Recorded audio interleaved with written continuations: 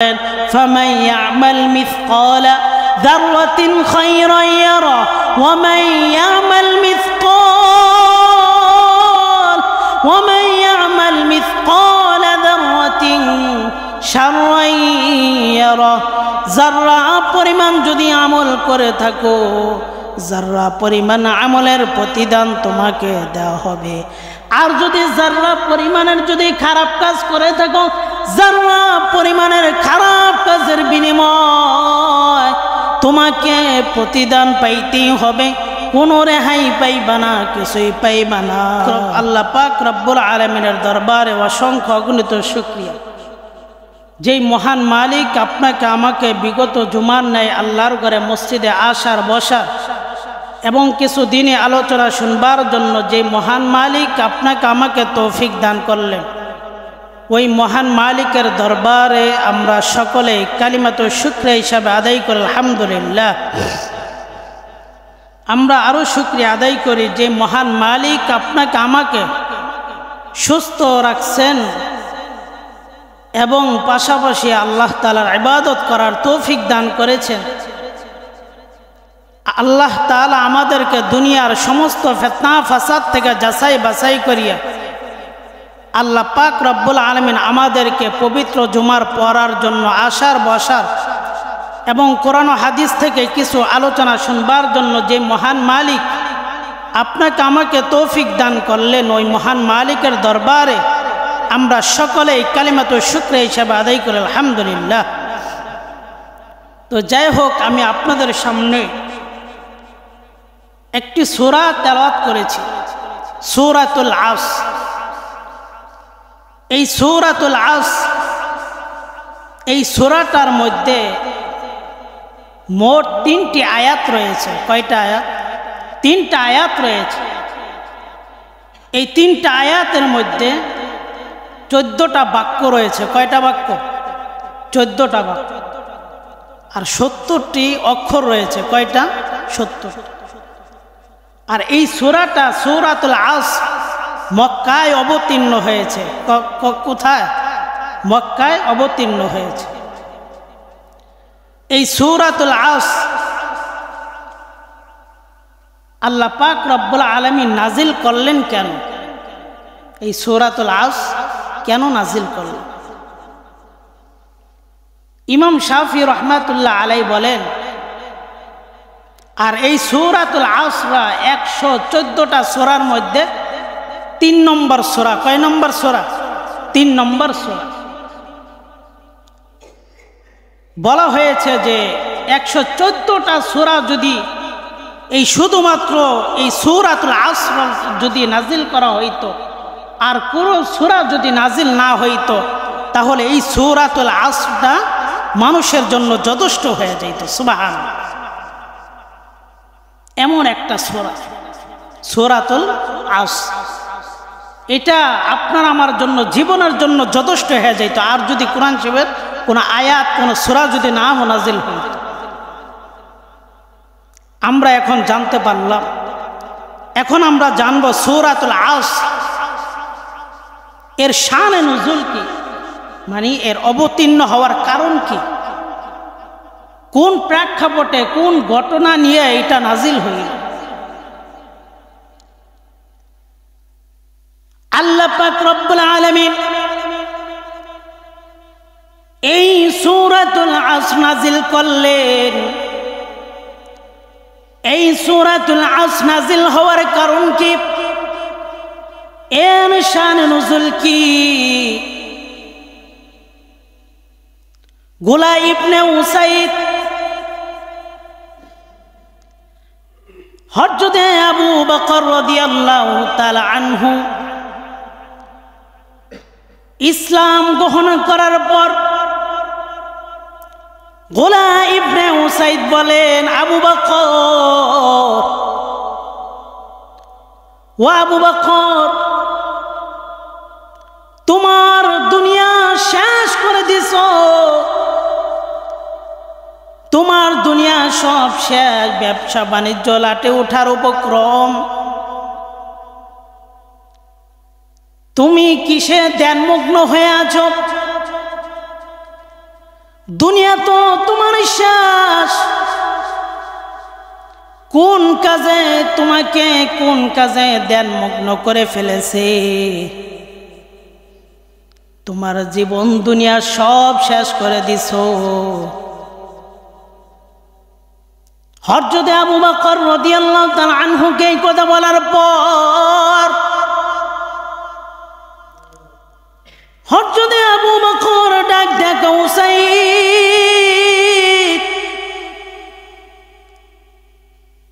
আমার কিছুই শেষ হয় নাই, আমার কিছুই শেষ হয় নাই। কারণ যেই ব্যক্তি আল্লাহ ও তার রাসূলের আনুগত্য করবে সে কখনোই নিঃশেষ হতে পারে না। বলেন সুবহানাল্লাহ। সে কখনোই নিঃশেষ হতে পারে না। যে আল্লাহ ও তার রাসূলের আনুগত্য করবে সে কখনোই নিঃশেষ হতে পারে না। সে সফল কাম, সে কখনোই ক্ষতিগ্রস্তর মধ্যে না। কথা বলেন ঠিক কিনা? এই কথা সত্যায়নের জন্যই আল্লাহ পাক রব্বুল আলামিন সূরাতুল আসর নাযিল করেছেন। আল্লাহ পাক রব্বুল আলামিন বলেন ওয়াল আসর, কালের কসম, সময়ের কসম। বিভিন্ন জায়গায় আল্লাহ তাআলা সূর্যের কসম করে বলছেন, কোথাও কমরের কসম করে বলছেন ওয়াশ-শামসি ওয়া দুহাহা ওয়াল কমারি ইযা তালাহা ওয়ান নাহারি ইযা জাল্লাহা। বিভিন্ন জায়গায় বিভিন্ন প্রেক্ষাপট নিয়ে আল্লাহ তাআলা কসম করেছেন। এই সূরাতুল আসরের মধ্যে আল্লাহ তাআলা কালের কসম খাইছেন, সময়ের কসম খাইছেন। কারণ সময়টা অত্যন্ত মূল্যবান। সময়টা কি? অত্যন্ত মূল্যবান সময়। সময়টা মূল্যবান সময়। কারণ সূর্য যখন পূর্ব দিক থেকে উঠে এই কথা বলতে থাকে আর উঠতে থাকে, হে মানুষ, আমি তোমাদেরকে সুন্দর একটা দিন দান করতেছি, সুন্দর একটা আলো দিতেছি, যাতে তোমরা ভালো কিছু করতে পারো, ভালো কোনো কাজ করতে পারো।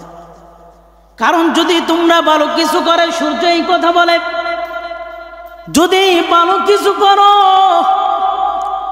এই করাটা তোমাদের জন্য নাজাতের জন্য জরিয়া হয়ে যাবে। সুবহানাল্লাহ বলেন। কি হয়ে যাবে? নাজাতের জন্য জরিয়া হয়ে যাবে।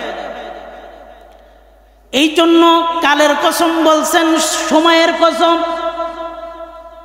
সময়ের কসম করে বলছেন। কারণ সময়টা অত্যন্ত মূল্যবান সময়। বরফ যেমন গলে গলে শেষ হয়ে যায়, বরফ ঠিক থাকতে পারে না, গলে গলে শেষ হয়ে যায়।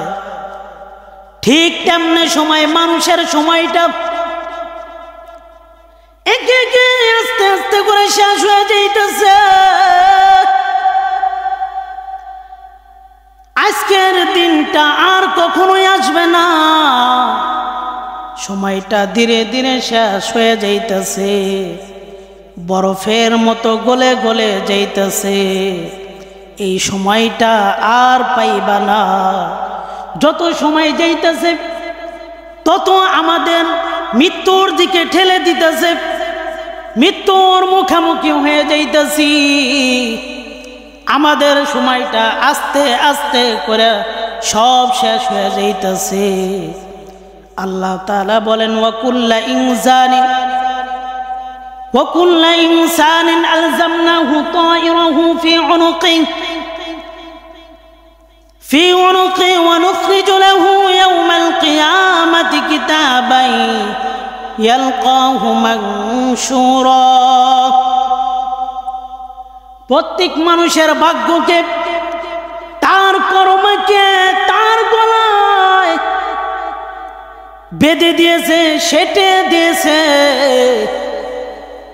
কারণ আল্লাহ তাআলা বলেন ওয়ানুখরিজু লাহু ইয়াউমাল কিয়ামাতি কিতাবা।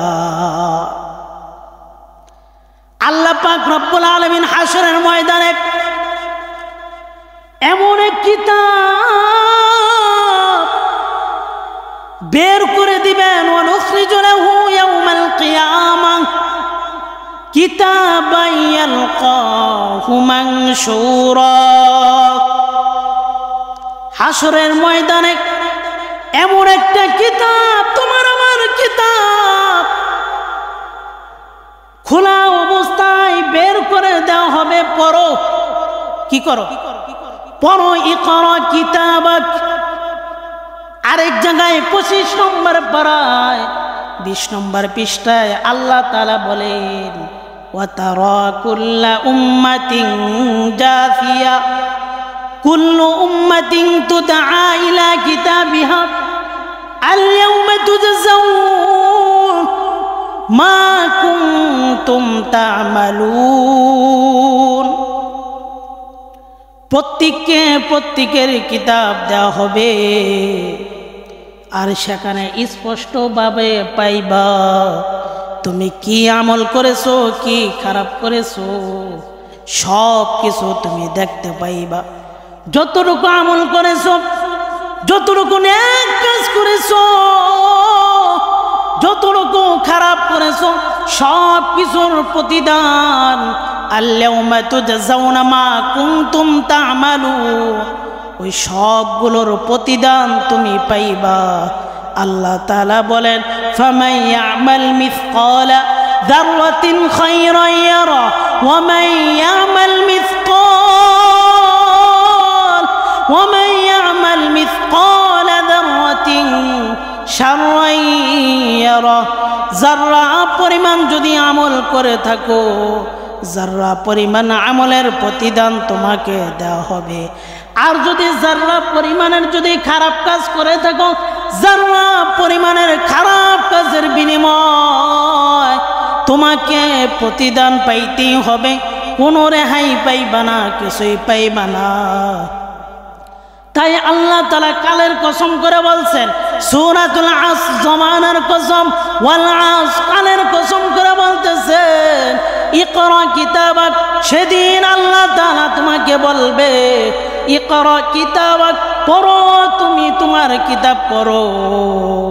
তারপরে আল্লাহ রব্বুল আলামিন বলেন, কাফা বিনাফসিকাল ইয়াউমা আলাইকা হাসিবা। আজ তোমার হিসাব গ্রহণের জন্য তুমি যথেষ্ট। যখন বলবে তোমার আমলনামা কিতাব খুলে দেওয়া হবে, ইকরা কিতাবাক, পড়ো তোমার কিতাব, কাফা বিনাফসিকাল ইয়াউমা আলাইকা হাসিবা। আজ তোমার হিসাব গ্রহণের জন্য তুমি যথেষ্ট। কারণ আল্লাহ তাআলা বলেন, ওয়া ইয়াউমা ইউহশারু আ'দাউল্লাহ ওয়া ইয়াউমা ইউহশারু আ'দাউল্লাহি ইলান নারি ফাহুম ইউযাউন। আল্লাহ তাআলা বলেন, সেদিন হাশরের দিন আল্লাহ তাআলার শত্রুদেরকে আল্লাহ তাআলা কি করবে? জাহান্নামের দিকে ঠেলে নেওয়া হবে। জাহান্নামের দিকে, জাহান্নামের দিকে ঠেলে নেওয়া হবে। কেউ রক্ষা পাইব না, কেউ বাঁচতেও পারবো না। আল্লাহ তাআলা সুন্দর করে বলেন, সেদিন বিভিন্নভাবে বিভিন্ন দলে তাদেরকে জাহান্নামের দিকে ঠেলে নেওয়া হবে। আল্লাহ তাআলা বলেন, হাত্তা ইদা জাব উহা, যখন তারা জাহান্নামের নিকট উপস্থিত হবে। কোথায়?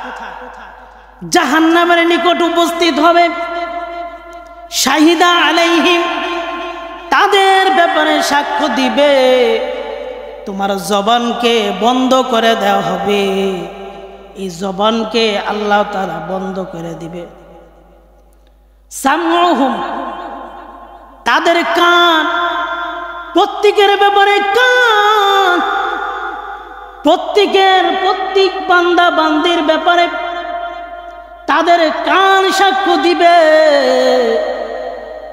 এই কান দিয়া গুনাহ শুনেছো, গান শুনেছো, গীবত শুনেছো, শিকায়েত শুনেছো। এই কান দিয়া যত রকমের গুনাহ হইতে পারে, যত রকমের গুনাহ হইতে পারে, সব কিছু শুনছো। এই কান তোমার ব্যাপারে সাক্ষ্য দিবে, তখন পালানোর কোনো রাস্তা পাইবা না। তারপরে আল্লাহ তাআলা বলেন ওয়াবসারুহুম, আল্লাহ তাআলা বলেন ওয়াবসারুহুম, তাদের চোখ কি, তাদের চোখ তাদের ব্যাপারে সাক্ষ্য দিবে। এই চোখ দিয়া আল্লাহর কোরআনের দিকে তাকাইছো, এই চোখ দিয়া কোন পথে গেছো, এই চোখ দিয়া কি খারাপ ভিডিও দেখেছো, এই চোখ দিয়া কোথায় গিয়েছো, এই চোখ দিয়া অন্যায় কোনো কাজ দেখেছো, এই চোখ দিয়া তুমি আল্লাহর কোরআন খুলে দেখার সময় পাও নাই, এই চোখ দিয়া তুমি কত রঙের বেরঙে জিনিস গুনাহের কাজ দেখেছো, এই চোখ দিয়া বেগানা নারীর দিকে তাকাইছো, হারাম কাজের দিকে তাকাইছো। এই চোখ তোমার ব্যাপারে সাক্ষ্য দিবে, সেদিন কোনো উপায় থাকবে না। শুধু কি তাই, কান আর চক্ষুকে সাক্ষী দেবে শুধু তাই না, না ও খুন্দিয়া মুসলমান ভাই, শুধু তাই নয়, আল্লাহ পাক রব্বুল আলামিন বলেন ওয়াজুলুদুহুম বিমা কানু ইয়ামালুন, সেদিন তোমাদের চামড়া পর্যন্ত তোমরা কি করেছো, হাত দিয়া কি করেছো, কান দিয়া কি করেছো, জবান দিয়া কি করেছো, পাও দিয়া গান বাজনার অনুষ্ঠানে হেঁটে হেঁটে গেছো, অঙ্গ প্রত্যঙ্গ, প্রত্যেকটা অঙ্গ প্রত্যঙ্গ তোমাদের ব্যাপারে সাক্ষ্য দিবে। সময়টা কোন কাজে ব্যয় করলা, সব কিছু তোমাদের ব্যাপারে সাক্ষ্য দিবে।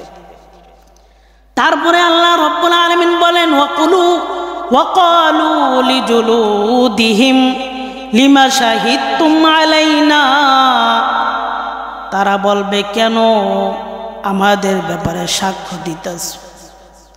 কানকে বলবেন, কানকে বলা হবে, চোখকে বলা হবে, অঙ্গ প্রত্যঙ্গকে বলা হবে, কেন আমাদের ব্যাপারে সাক্ষ্য দিতেছ, কেন আমাদের ব্যাপারে সাক্ষ্য দিতেছ। কি বলা হবে, কি বলবে? এই জবান নিজেকে নিজেই বলবে যে কেন আমাদের ব্যাপারে। এই কানকে বলবে, এই চক্ষুকে বলবে, অঙ্গ প্রত্যঙ্গকে বলা হবে। যখন জবানকে আল্লাহ তাআলা বন্ধ করে দিবে, অঙ্গ প্রত্যঙ্গকে বলা হবে কেন আমাদের ব্যাপারে সাক্ষ্য দিতেছ, কেন আমাদের ব্যাপারে সাক্ষ্য দিতেছ। আল্লাহ পাক রব্বুল আলামিন নিজেই বলতেছে ক্বালু আনতাকানাল্লাহ, অঙ্গ প্রত্যঙ্গ, কান চোখ বলবে আনতাকানাল্লাহ, কারণ কান চোখ অঙ্গ প্রত্যঙ্গ কে দিছেন বলে, কে দিছেন? এই কথা বলবে যে আল্লাহ। আল্লাহ কান চোখ অঙ্গ প্রত্যঙ্গ সব কিছুকে দান করেছে। তারা বলবে আল্লাহ তাআলা আমাদেরকে দান করেছে, বাকশক্তি দান করেছে। আল্লাযী আনতাকা কুল্লা শাই, প্রত্যেক বিষয়কে বাকশক্তি দান করেছে আমার আল্লাহ। তাহলে কেন সাক্ষ্যই দিব না? কেন তুমি সময়টাকে বিভিন্ন কাজে ব্যয় করে দিয়েছো? কেন ব্যয় করে দিছো? সময়ের প্রতি খেয়াল রাখো নাই? সারাদিন কোন সময় কোন কাজে ব্যয় করলা? আল্লাহর সামনে দাঁড়াইতে হবে, কেউ রক্ষা পাইবা না। এরপরে যাই হোক, সূরাতুল আসর, ওয়াল আসর, সময়ের কসম, কালের কসম করে বলছেন। এরপরের আয়াতে আল্লাহ তাআলা বলেন, ইন্নাল ইনসানা লাফি খুসর, নিশ্চয় সকল মানুষ ক্ষতিগ্রস্তর মধ্যে। সকল মানুষ ক্ষতিগ্রস্তর মধ্যে। তাহলে বোঝা যায় সব মানুষ কি ক্ষতিগ্রস্তর মধ্যে, সব মানুষ ক্ষতিগ্রস্তর মধ্যে। তারপরে আল্লাহ তাআলা বলেন ইল্লাল্লাযীনা, তবে হ্যাঁ তারা ক্ষতিগ্রস্তর মধ্যে না। এখানে 4টা কর্মসূচি। কয়টা? সকল মানুষ ক্ষতিগ্রস্তর মধ্যে। তারপরে আল্লাহ তাআলা বললেন তবে হ্যাঁ তারা ক্ষতিগ্রস্তর মধ্যে না। 1 নম্বর হলো ইল্লাল্লাযীনা আমানু, যারা ঈমান এনেছে তারা ক্ষতিগ্রস্তর মধ্যে না। এই ঈমানদার হওয়ার জন্য কয়েকটা শর্ত আছে, সংক্ষিপ্ত বলছি, কয়েকটা শর্ত আছে। আমানতু বিল্লাহ, আল্লাহর উপরে ঈমান আনা, পরিপূর্ণ ঈমান আনা। বাবার দরবারে যাইয়া সন্তান চাইলে হবে না, বাবার দরবারে চাইলে হবে না, কারণ আমার আল্লাহর উপরে পরিপূর্ণ বিশ্বাস রাখতে হবে। আল্লাহ তাআলা বলেন লা তুশরিক বিল্লাহ, আল্লাহর সাথে কাউকে শরীক করো না। কারণ আল্লাহ তাআলা সূরা ইখলাসের মধ্যে আল্লাহ তাআলা বলেন কুল হুয়াল্লাহু আহাদ আল্লাহুস সামাদ লাম ইয়ালিদ ওয়া লাম ইউলাদ। কারণ কুল হুয়াল্লাহু আহাদ, আল্লাহ এক। হে নবী আপনি বলে দেন আল্লাহ এক, আল্লাহর সাথে কাউকে শরীক করা যাবে না। 2 নম্বর আমানতু বিল্লাহ ওয়া মালাইকাতিহি, ফেরেশতাগণের উপর বিশ্বাস আনতে হবে।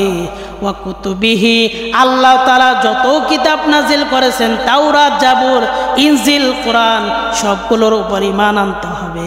ওয়া কুতুবিহি ওয়া রুসুলি, রাসূলগণের উপর ঈমান আনতে হবে, পরিপূর্ণভাবে বিশ্বাস রাখতে হবে। ওয়াল ইয়াউমিল আখির ওয়াল কদরি খায়রিহি, কিয়ামতের উপরে, ভালো মন্দের উপরে। ওয়াল বা'সি বা'দাল মাউত, এবং পুনরায় যে আমাদের উত্থান করা হবে এর উপরে ঈমান আনতে হবে। তো 1 নম্বর কি? যারা ক্ষতিগ্রস্ত থেকে বাঁচতে পারবে। 1 নম্বর কি? যারা ঈমান এনেছে। 2 নম্বর হইল ওয়া আমিলুস সালিহাত, যারা সৎ আমল করেছে, সৎ কর্ম করেছে। এই 2টা হলো নিজের ব্যক্তিগত জীবন গঠনের জন্য। কি এই 2টা? আর 2টা কর্মসূচি হইল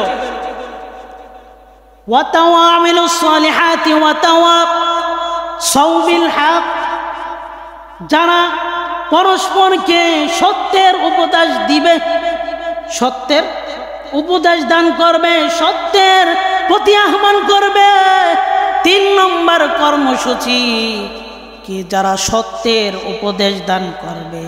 4 নম্বরের কথা আল্লাহ তাআলা বলেন ওয়াতাওয়াসাউ বিস সবর, যারা ধৈর্যের উপদেশ দান করবে। এই 4টা কর্মসূচি যদি কেউ পালন করে, তারাই এই ক্ষতিগ্রস্ত থেকে বাঁচতে পারবে। এই জন্য যেই কথাগুলো বললাম সংক্ষিপ্তভাবে, কারণ সূরাতুল আসর তাফসীর করলে শেষ হবে না। এই সূরাতুল আসর এমন একটা সূরা, পুরা কোরআন শিবের কোন সূরা আয়াত, কোন সূরা যদি নাজিল না হইতো, শুধুমাত্র সূরাতুল আসর যদি নাজিল করা হইতো, তাহলে মানুষের জন্য এটাই যথেষ্ট হয়ে যাইত। এই জন্য 1 নম্বর কথা হলো আমাদেরকে সময়ের মূল্য দিতে হবে, সময়ের কদর করতে হবে। কারণ সময় শেষ হয়ে যাইতেছে। আপনি আমল করলেও সময় শেষ হবে, না করলেও শেষ হবে।